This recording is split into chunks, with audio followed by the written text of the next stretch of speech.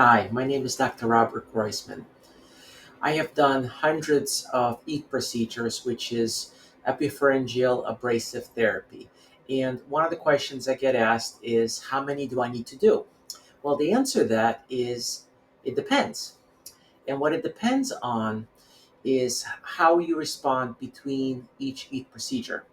If you are making great strides and making progress, you'll have to do less. If you're not making progress, you have to do more. If you're planning to do one and be done, it's not going to be really helpful.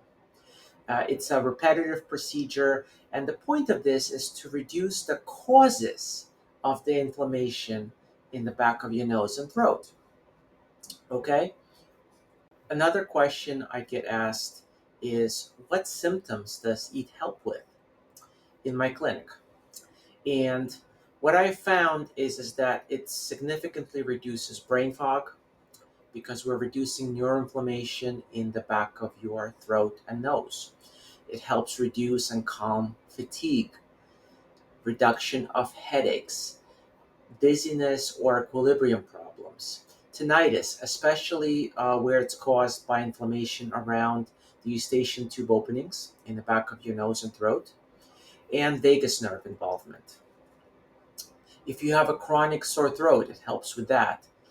Any of the post-viral syndromes, not just long COVID, Epstein-Barr virus issues, chronic fatigue syndrome, even PANS and PANDAS, which is common in children due to streptococcal colonization.